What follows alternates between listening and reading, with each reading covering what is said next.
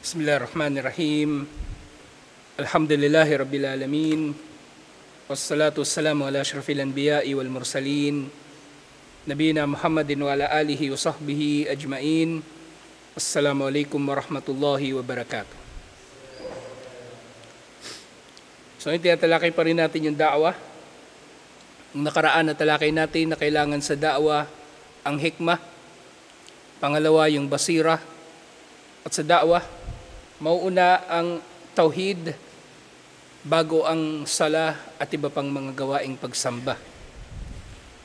At ngayon inshallah, yung isa pang hadith na may kinalaman naman sa da'wah, uli, kung paano ito inunawa ng mga sahaba. At nababanggit sa hadith na ito na pag-aaralan natin ngayon inshallah, ang tungkol na doon sa gantimpala ng da'wah. Kung gaano ito kadakila, alhamdulillah. So ngayon, yung hadith na susunod, ito ay iniulat ni na Imam al-Bukhari at Imam Muslim.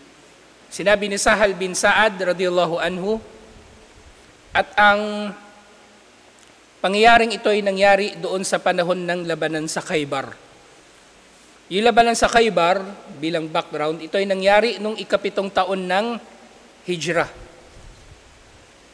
Sinalakay ng mga Muslim ang Khaybar dahil mayroon doong namumuo na alyansa ng mga Hudyo na nagpaplano na salakayin ng mga Muslim.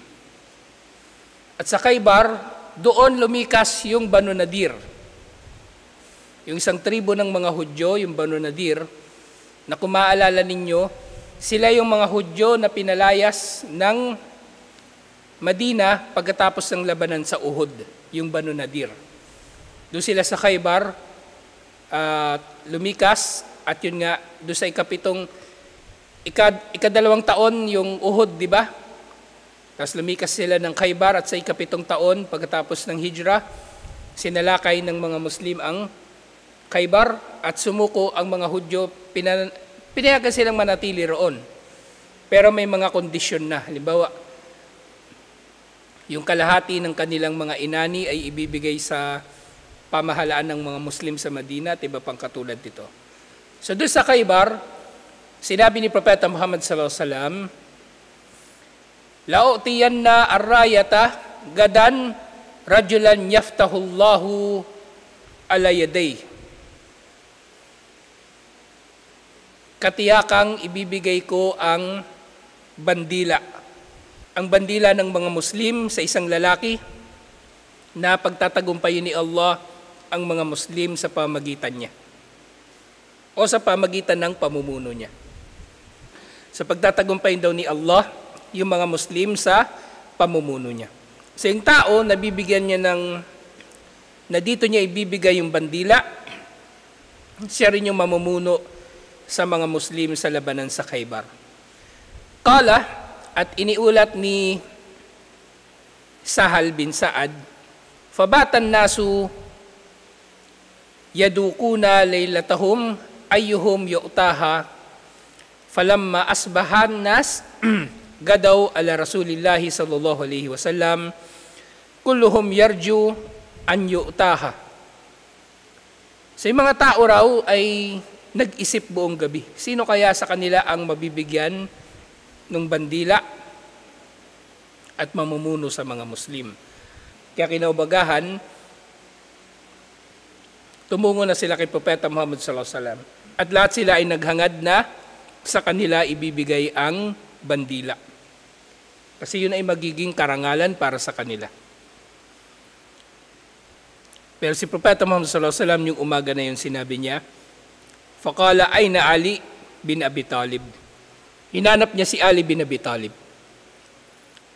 Faqalu yashtaki aynayhi ya Rasulullah. Sinabi ng mga tao, wala siya kasi meron siyang sakit sa mata. Meron daw sakit sa mata si Ali at hindi siya nakapunta doon sa pagtitipon na yun. Qala fa-arsilu ilayhi fa'tuni bihi. Pumunta kayo sa kanya at dalhin ninyo siya sa akin. Falamma jaa basaka fi aynayhi, at nang dumating si Ali bin Abi Talib, dinuraan daw ni Propeta Muhammad sallallahu alaihi wasallam yung mata niya na may sakit. Yung dura, kumbaga, na may laway na lalabas, hindi naman yung plema, syempre. At pagkatapos, wada'a lahu, at nanalangin si Propeta Muhammad sallallahu alaihi wasallam para kay Ali. Fabara'a hatta ka'allam yakun bihi waja. At gumaling si Ali bin Abi Talib na para bang hindi siya nagkaroon ng sakit sa mata. Naalala ko dun sa isang lecture, inilarawan, na grabe daw yung sakit ni Ali bin Abi Talib, radiyallahu anhu, sa mata. Hindi lang ito basta-bastang sore eyes. Kumbaga talagang napinsala ng husto yung kanyang mata, pero gumaling ito. Alhamdulillah.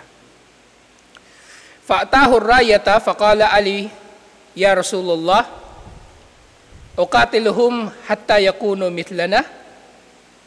At ibinigay ni Propeta Muhammad sallallahu alaihi wasallam kay Ali bin Abi Talib yung bandila. Ibig sabihin siya mamumuno sa mga Muslim doon sa Khaybar, sa labanan sa pagsalakay sa Khaybar. At actually itong hadith na ito, isa ito sa mga ginagamit ng mga Shia na patunay na si Ali bin Abi Talib dapat ang unang khalifa.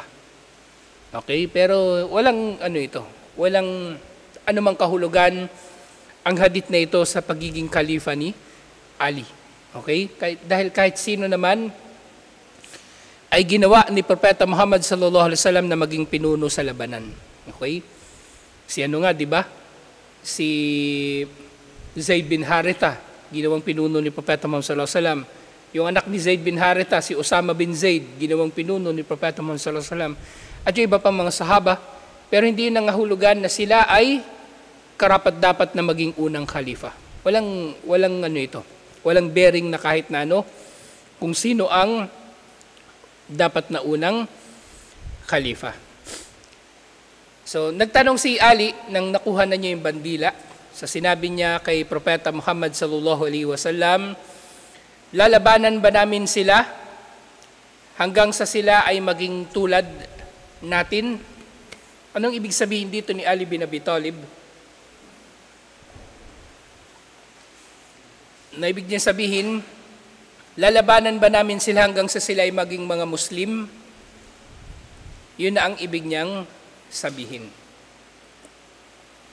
Pero siyempre, sa konteksto nito, nalalaman natin na hindi ito maaring mga hulugan na pipilitin nila yung mga Hudyo ng Khaybar na mag-Muslim. Kasi merong aya, yung la ikraha fid din, walang sapilitan sa relihiyon, at hindi maaari ng anumang hadith ay magiging taliwas sa aya ng Quran. So dito, ang sinasabi dito ni Ali kay Propeta Muhammad sallallahu alaihi wasallam, ito ay kumbaga katulad lamang din ng naging sistema ng kanilang mga naging pakikibaka sa iba pang mga bayan, na syempre aalokin sila na mag-Muslim, kung hindi ay magbabayad sila ng jizya kung sila ay Hudyo o Kristiyano, kung hindi naman ay lalabanan sila hanggang sa sila ay sumuko at umalis mula doon sa lugar na yaon. Katulad ng nangyari kung naalala ninyo yung pagkatapos ng Badar, di ba? May mga Hudyo na pinalayas sa Madina, yung Kainuka. At pagkatapos ng Ghazwatul Khandaq, pinalayas yung Quraidah.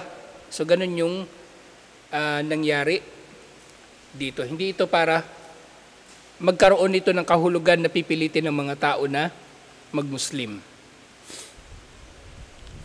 Pero sinabi ni Propeta Muhammad sallallahu alaihi wasallam, "Enfud ala rislika hatta tanzila bisahatihim, thumma du'uhum ila al-Islam wa akhbirhum bima yajibu alayhim min haqqillahi fihi." So sinabi ni Propeta Muhammad sallallahu alaihi wasallam, humayo ka papunta sa kanila. At actually, doon sa konteksto ng sinabi ni Propeta Muhammad sallallahu alaihi wasallam na infod ala rislik, kumbaga parang take your time, kumbaga huwag kang magmadali, dahan-dahan, o basta tuloy-tuloy ka lang papunta doon. At kapag nakarating ka na doon, anyayahan mo sila patungo sa Islam. So ito na nga, hindi ito nangahulugan. Yung tanong ni Ali, hindi ito nangahulugan kung pipilitin ba sila na mag-Muslim. Kasi nilinaw mismo ni Propeta Muhammad sallallahu alaihi wasallam. Pumunta ka sa kanila, at kapag malapit ka na, actually hindi pa nga niya nakakaharap direkta yung mga tao na yon, anyayahan mo na sila sa Islam. At syempre, kung sila ay tatanggap na dito, ipaalam mo sa kanila ang mga inobliga sa kanila ni Allah.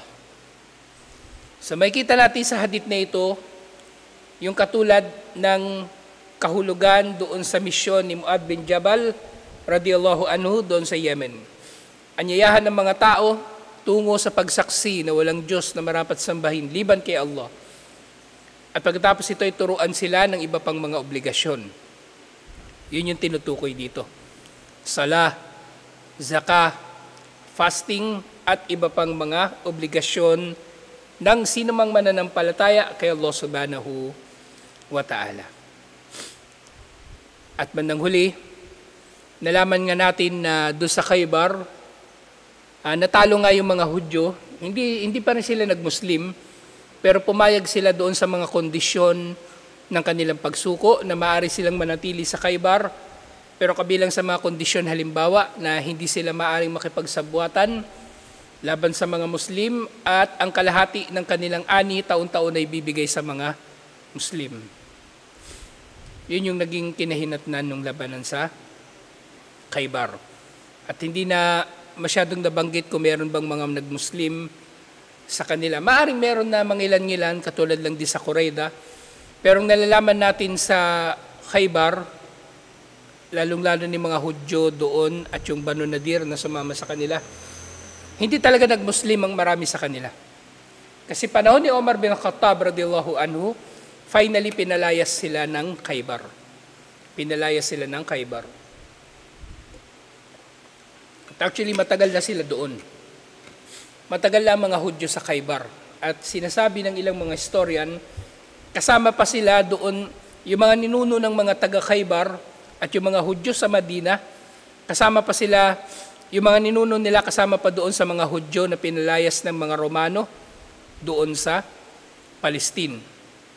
Nung nasakop ng mga Romano, finally, yung kabuuan ng Palestine, syempre, bago pa dumating si Isa alayhis salam, nasakop na yun ng mga Romano. Pero tinutukoy ko yung finally, ineradicate nila yung mga Hudyo mula doon sa Palestine, pinalayas sila. 70 CE. Ito na yung tinatawag nga na diaspora. At yung huling digmaan, huling gera sa pagitan ng mga Hudyo at ng mga Romano, yung tinatawag na Siege of Masada, na doon sa Masada, doon naipon yung mga kahuli-hulihang Hudyo na nakipaggera sa mga Romano. Natalo sila ng mga Romano hanggang sa bandang huli. Yung mga natirang mga Hudyo doon, nag-suicide na lang sila para hindi sila mahuli, mabihag ng mga Romano. Nagpakamatay silang lahat.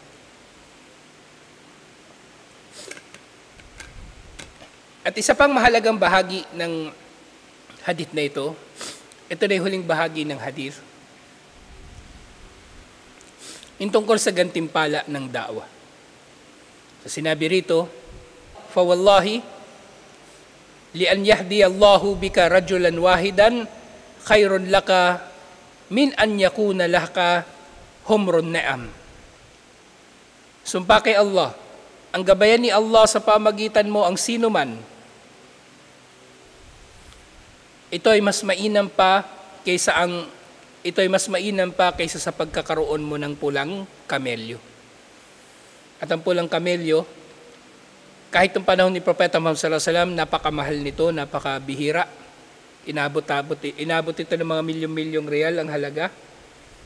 So magkaroon ka ng isa na nadaawahan at siya ay nag-Muslim, ang gantimpala nun inshallah ay mas malaki pa kaysa sa material na halaga ng pulang kamelyo.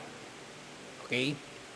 So dito, lilinawin natin, yung tinukoy dito na dinaawahan, yung nag-Muslim. At actually, hindi nga malayo na mangyari ito. Kasi nga, kung tutuusin natin yung isa pang hadith, yung sinabi ni Propeta Muhammad sallallahu alaihi wasallam, man da'a ila huda kana lahu minal ajri mithlu ujuri man tabi'ahu la yankusu dhalika min ujurihim shay'a.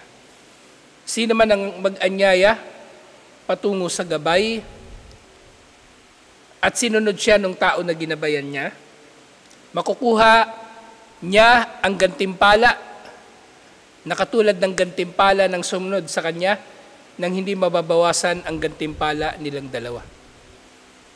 Halimbawa, nagdaawa ka, nagsyahada, naging matuwid na Muslim, bawat sala na gagawin ng tao na yon, makakatanggap ka rin ng reward ng kanyang pagsasala. Okay? So doon pa lang sa sala, isipin ninyo, yung rak'atul fajr, khairum minad dunya wa ma fiha. Ang dalawang rak'a bago ang fajar ay mas mainam pa kaysa sa mundo at sa nilalaman nito. Dalawang rak'a bago ang fajar, ganun kalaki ang reward, paano pa kaya yung mismong fajar? At yung bawat sala na yon, meron kang katulad na gantimpala na makukuha na katulad ng gantimpala niya. Okay? Kung itong tao na ito, sabihin natin isang araw lang siya naging Muslim, namatay eh.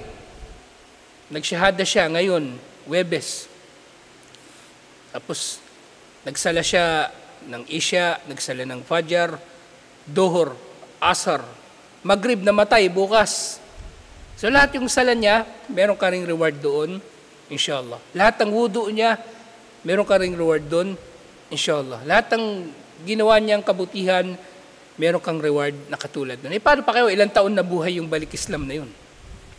Yung balik Islam na yun, nag-aral, nagdaawa din, naging alim, naging hafid ng Quran at kung ano-ano pa, edi hindi nga malayo na mas magiging malaki ang halaga ng gantimpala na makukuha mo sa da'wah at magmumuslim ang tao na ito kaysa sa pulang kamelyo. Alhamdulillah. At katulad nga na sinasabi ko, si Propeta Muhammad sallallahu alaihi wasallam, siya ay nangungusap sa mga sahaba sa pamagitan ng mga salita na mauunawaan ng kanyang mga kasama. Okay? So maaring wala nang maisip kumbaga si Propeta Muhammad sallallahu alaihi wasallam na paghahambingan ng laki ng gantimpala liban na lang sa pulang kamelyo.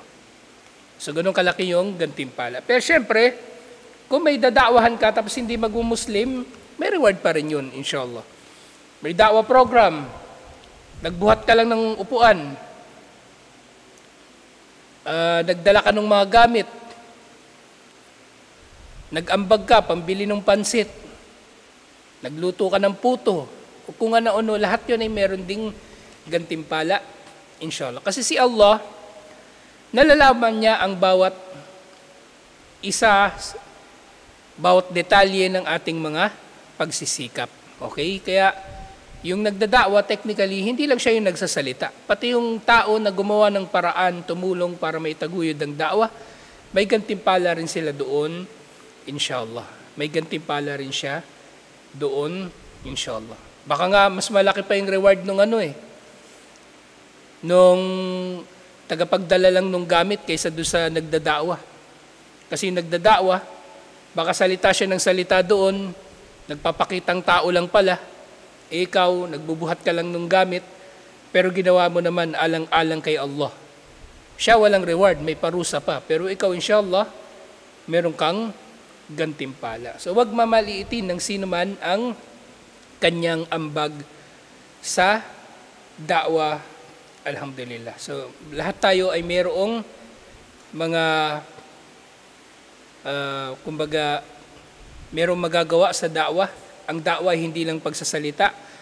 Ang da'wa ay maaring matupad o maaari tayong makapag-ambag dito sa iba't ibang mga paraan, inshallah.